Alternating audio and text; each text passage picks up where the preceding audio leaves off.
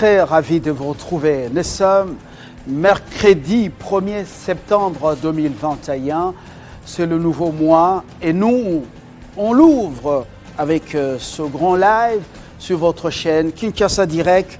Nous allons aborder deux sujets, deux thématiques qui nous intéressent. D'abord, après, la loi organique, c'est maintenant la loi électorale, même si ça ne semble pas urger au niveau du Parlement, mais des réformes profondes s'imposent. Vous allez suivre quelques propositions tout à l'heure d'une composante importante de la société civile.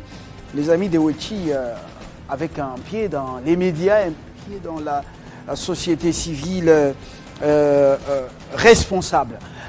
Cyprien Wechi sera avec nous pour en parler alors qu'il prépare justement le retour vers la Belgique.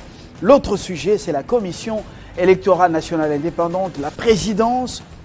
Il n'y a pas encore un dénouement, même si la commission paritaire a présenté son rapport. Il reste l'entérinement par la plénière de l'Assemblée nationale, mais nous n'en sommes pas encore là.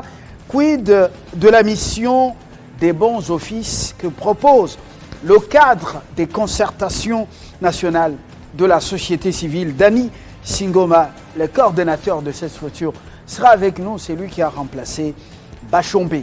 L'actualité chez nous, c'est cette charpente que dresse Kalonji Christian. C'est pour la grande édition de notre journal de ce soir. Bonsoir. Bonsoir Fabien, merci d'être avec nous, madame, messieurs. Place à l'actualité sur Télé 50.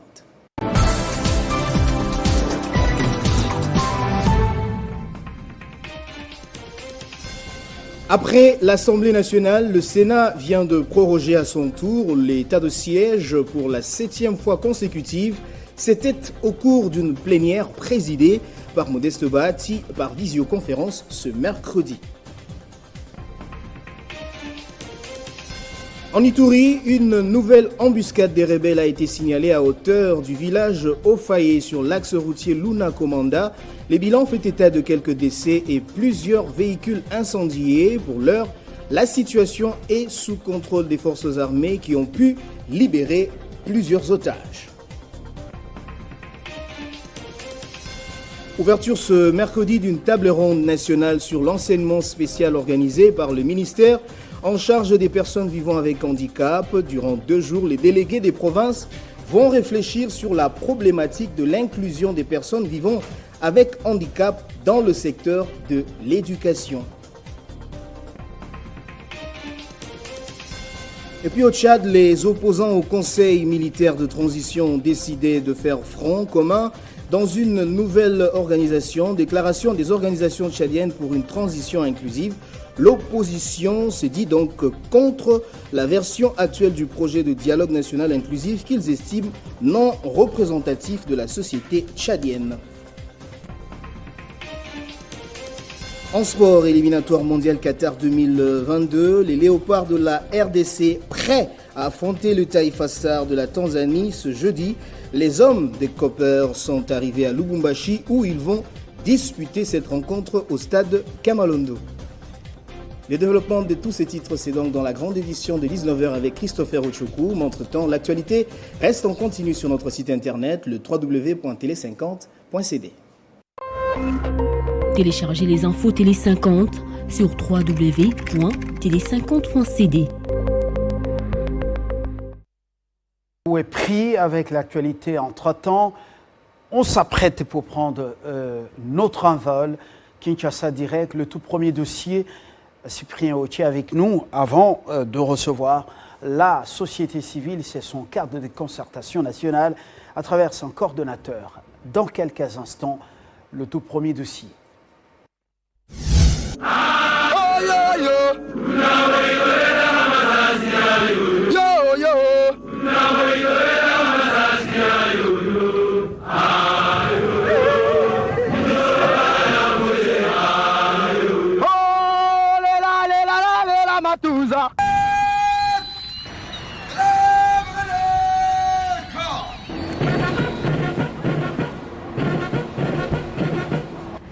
Quant à tous ceux qui semblent se préoccuper à longueur de journée de mon avenir politique, je tiens à dire, tout en les en remerciant, que la République démocratique du Congo est une démocratie constitutionnelle et que toutes les questions pertinentes relatives au sort des institutions et de leurs animateurs sont réglées de manière satisfaisante par la Constitution. Monsieur le Président, serez-vous candidat à la présidentielle du 23 décembre 2018 ? Est-ce qu'on a une copie de la Constitution du pays ici? Donc vous ne serez pas candidat ? On va vous remettre la Constitution de la République.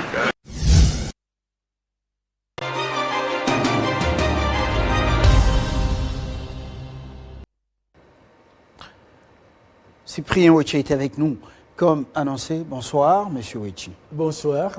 Alors, mais pour ceux qui se posent encore des questions, les amis de Ouéchi, vous êtes dans la presse ou vous êtes une ONG de défense des droits de l'homme? Non, on est dans la presse, hein, parce que les amis de Ouéchi, c'est les premiers médias de la diaspora.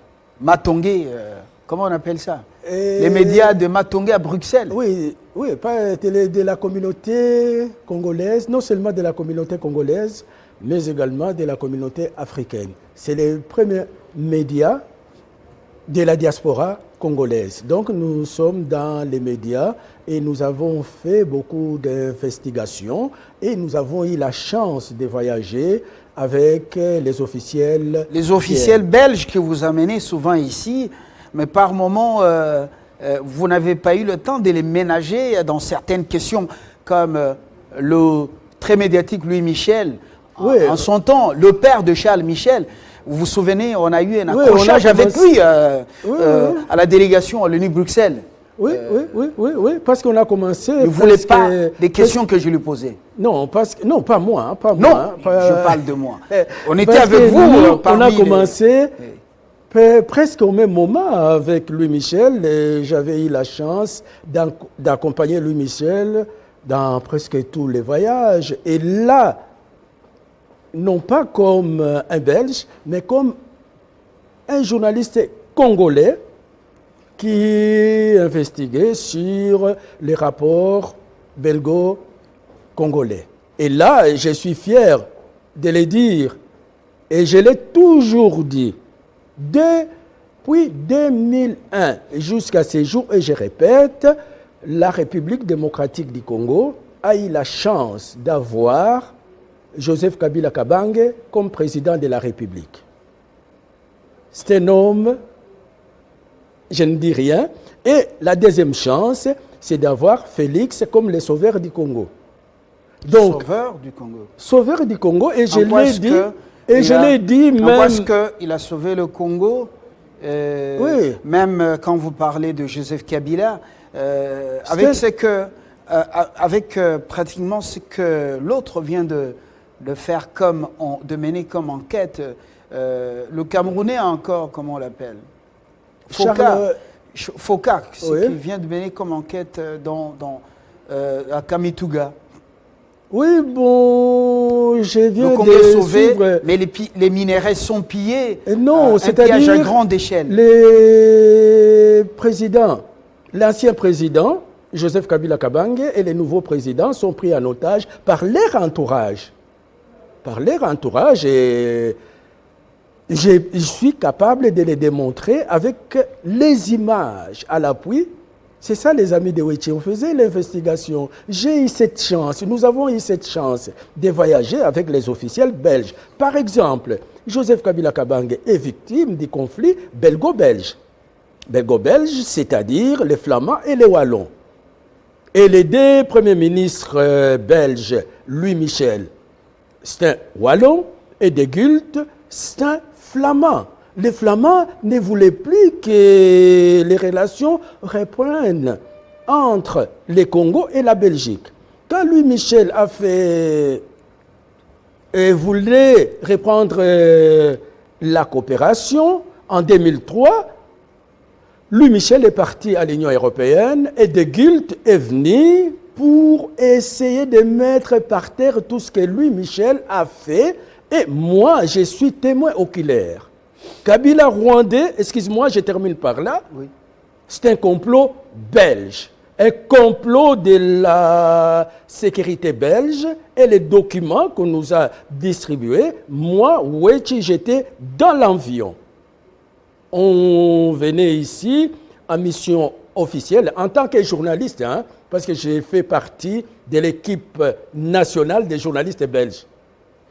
Et là, on nous a remis un dossier où la bibliographie de tous les hommes politiques dont je ne peux pas les dire ici par secret professionnel. Et là, c'était mentionné, noir sur blanc, qu'il est de nationalité rwandaise. Et moi, dans l'avion, je leur avais dit, les dossiers là, ça risque de causer un incident diplomatique. Il faut les retirer. On ne m'a pas cru.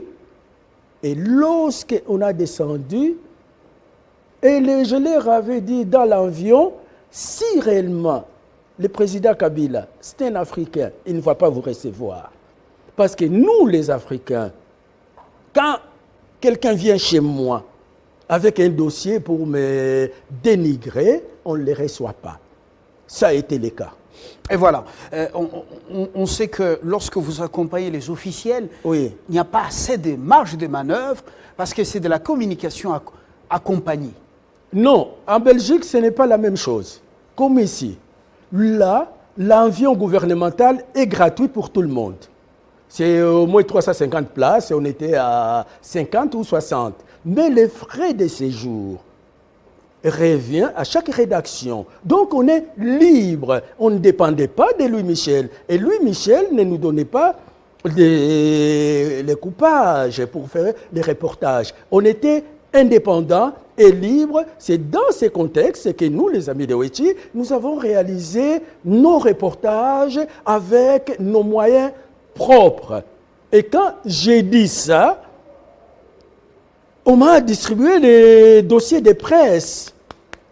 Les dossiers de presse qui venaient de la sécurité belge. Et Colette Brackman était dans l'avion et tous les journalistes, on avait eu ces dossiers, c'était en 2004. En 2004. Et alors, puis, Brackman elle-même, parce que c'est une consoeur du journal Le Soir, le quotidien belge, mais agent de renseignement belge aussi.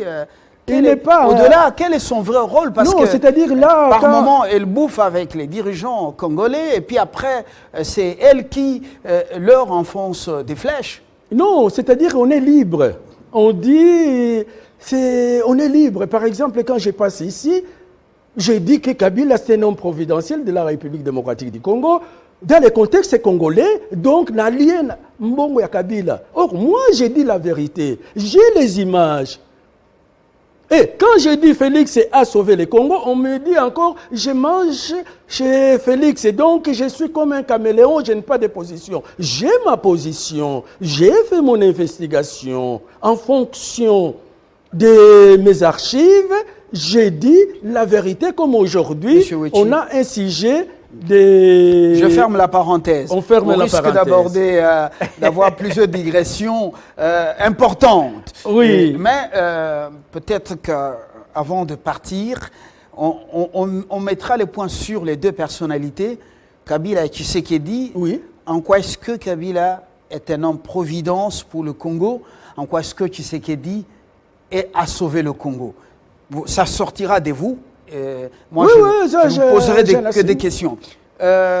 Monsieur Wechi, la loi électorale que nous avons, qui a été révisée, cette loi électorale, c'est une inspiration, on peut dire, ça a été une inspiration de l'université belge de Liège. Même la Constitution. Et vous levez la voix, vous dites maintenant, dans le cadre des réformes qui s'imposent, il faut absolument que la mission de la CENI soit changée, celle de protestants soit changée, celle de la presse soit changée, y compris la mission des amis de Wechi qui sont dans la presse. Oui. Alors, comment on peut changer cette mission et pour quelles raisons? Avant d'en arriver, vous dites le dernier testament de Mulongo Malumalo Apollinaire, il a rappelé aux Belges, si la réalisation est prête, on peut suivre cet extrait.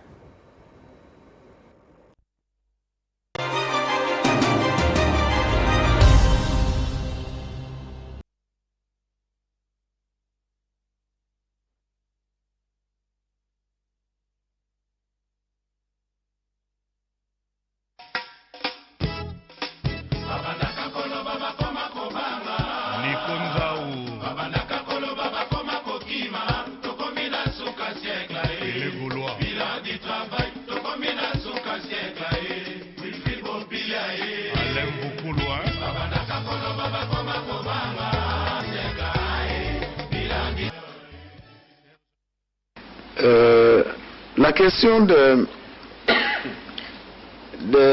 règles de jeu pour donc les nationaux, les observateurs nationaux, les partis politiques, cette question se pose avec beaucoup d'acuité. Pourquoi? Parce que les partis politiques ont fait savoir que sans financement, ils sont incapables de déployer les témoins dans les 50 000 bureaux de vote. Ils demandent à la commission électorale de donner les moyens. La commission dit je n'ai pas ces moyens-là. Et c'est même interdit parce que si vous venez surveiller le travail de la commission, vous ne pouvez pas attendre la commission qu'elle finance encore votre travail de surveillance. Donc on ne sait pas quels sont les organismes qui peuvent aider les partis politiques à ce qu'on puisse déployer les témoins de ces partis à travers les bureaux de vote. C'est important. Mais quel mécanisme est possible? Ça, ce n'est pas facile à répondre.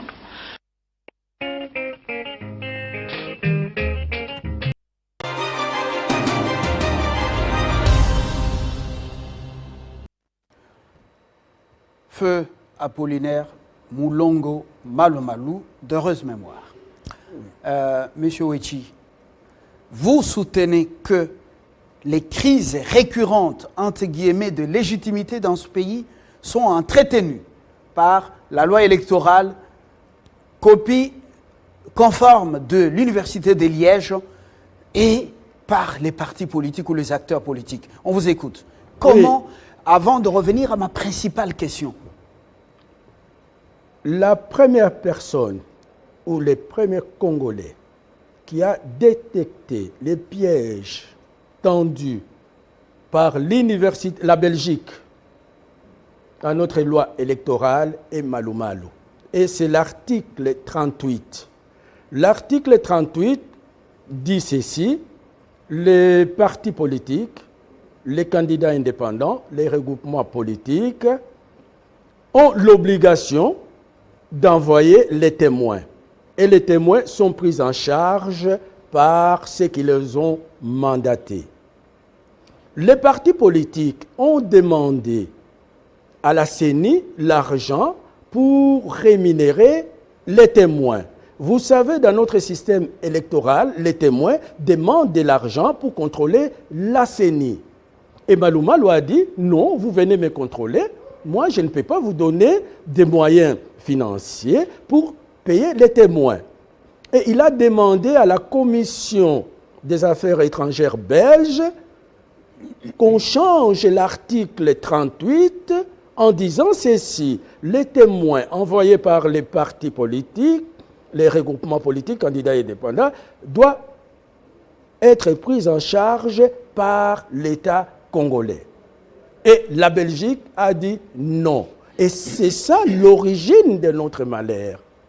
L'origine, c'est-à-dire, dans notre système électoral, la CENI a l'obligation d'organiser les élections et n'a pas cette obligation de contrôler les élections. Ce sont les partis politiques, à travers les témoins, qui contrôlent la CENI. Et comme les partis politiques n'ont pas de moyens pour payer les témoins, et la CENI organise les élections sans témoins. Et les responsables de cette crise politique, on n'a jamais dit, c'est là, ce sont les partis politiques. Ce n'est pas la CENI ni la SENCO. Ils sont incapables d'envoyer les témoins dans tous les bureaux de vote sur toute l'étendue de la République. C'est ça notre plaidoyer. Voilà, le constat est fait, Oui. le décor planté. Nous allons maintenant dans ce que vous proposez dans les réformes de la loi électorale. Vous dites qu'il faudra changer la mission Oui. des religieux, notamment les protestants et les catholiques. Il faudra changer la mission de la presse. Oui. Et comment expliquer ça? Bon. Pour expliquer cela, on se réfère à l'article 222 de la Constitution qui permet au Parlement de mettre sur pied les institutions d'appui à la démocratie. Et comme nous demandons la modification de l'article 38 en disant que les témoins doivent être supportés par l'État, on commence d'abord par définir les institutions d'appui à la démocratie. Par exemple, la presse soit considérée comme une institution d'appui à la démocratie où l'État donnera des moyens et ces dernières vont... Les dernières, c'est-à-dire les journalistes, vont former et envoyer les témoins dans tous les bureaux de vote. Il y a aussi l'autorité coutumière, parce que l'article 207 de la Constitution reconnaît l'autorité coutumière et dit l'autorité coutumière a le devoir de promouvoir l'unité et la cohésion nationale. On reconnaît à l'autorité coutumière comme une institution d'appui à la démocratie, la presse aussi, et les amis de Wechi, et on peut aussi définir d'autres institutions d'appui à la démocratie. Et la SENCO, le rôle le rôle que la SENCO a toujours joué jusque maintenant, c'est le rôle d'observateur. Mais comment un observateur, par moment, détient les PV? L'observateur n'a pas droit au PV. Il n'y a que les témoins qui n'a pas peuvent droit au chapitre des PV. C'est ça qui a une confusion dans la tête du Congolais, qu'on manipule le peuple congolais. Donc la SENCO doit passer du statut d'observateur à celui du témoin. Témoin, parce qu'il y a l'article 37 qui définit les témoins et qui donne aux témoins droit au PV. Et l'article 42 définit l'observateur et ne donne pas droit au PV. C'est la raison pour laquelle, en 2006, la SENCO a dit que c'est Jean-Pierre Bemba qui a gagné les élections. On a demandé de nous présenter les PV. On attend toujours. 2011, Etienne Tshisekedi est l'ancien président de la République. On attend toujours les PV. 2018, Fayoulou a gagné les élections avec 62%. Selon les catholiques. Selon les catholiques, hein, oui. On attend les PV. Les PV c'est la seule pièce judiciaire qu'on peut présenter devant la Cour constitutionnelle. Donc, il faut changer, il faut régir la SENCO selon l'article 37 et comme ça, la SENCO aura droit au PV. Parce que pour le moment, la SENCO n'a pas droit au PV. Avant d'arriver au volet financier, ce que cela coûterait au Trésor public, en quoi est-ce que la mutation de la SENCO d'observateur en témoin, la presse d'observateur en témoin, présent aussi dans le bureau de vote, et détenant quelques copies des PV, en quoi est-ce que cela résolverait les problèmes? C'est-à-dire? Problème de la crise des légitimités. Oui, c'est-à-dire on aura les PV. Par exemple, dans un bureau de vote, si on définit, si par exemple dans un bureau de vote, il y a 5 témoins et que ces 5 témoins ont droit au PV, on aura 5 PV. On aura 5 PV. Et si par exemple, la CENI présente un PV non conforme à celui qui a été donné aux témoins, là, on peut intenter une action en justice avec des pièces judiciaires qui sont les PV. Donc, les témoins vont résoudre ces problèmes parce que le rôle des témoins est de contrôler la CENI. Alors, mais est-ce que cela peut être pris en compte dans les réformes qui s'imposent et qui sont imminentes? Est-ce que c'est possible? Oui, effectivement, pour nous les amis de Weti, nous disons pas d'élection en 2023 si le gouvernement ne modifie pas l'article 38 et si on est incapable d'envoyer les témoins dans tous les bureaux de vote. Parce que on va encore gaspiller de l'argent. En 2006, on a gaspillé au moins 500 millions de dollars. 2011, 700 millions de dollars. 2018, plus de 800 millions de dollars. On a dépensé plus de 2 milliards pour créer ce que nous connaissons. On ne peut pas avancer. S'il n'y a pas de témoins en 2023, nous irons encore à une 4e crise de légitimité. À quoi bon? Donc, que le président actuel reste si on ne modifie pas l'article 38. Ça, c'est le point de vue des amis de Weti, hein, ce n'est pas le point de vue de tout le monde. Alors, est-ce que vous avez déjà fait les estimations en termes financiers? Qu'est-ce que cela coûterait au Trésor public lorsque vous faites le nombre, vous multipliez le nombre de bureaux de vote par le nombre des témoins? Presse, si la presse devient témoin et non plus observateur, si les religieux, catholiques et protestants, musulmans et les autres, kimbanguistes passent d'observateurs en témoins dans les bureaux de vote, avec les délégués des partis politiques comme témoins aussi, qu'est-ce que cela coûterait au Trésor public? Les estimations avec vous? L'estimation, tout d'abord, l'estimation pour payer les témoins. Si on a par exemple l'autorité coutumière, la presse, les amis de Weti et la Cinco et SCC ensemble, 4 par bureau de vote. Nous avons 75 000 bureaux de vote, multiplié par 4, ça fait 300 000 témoins.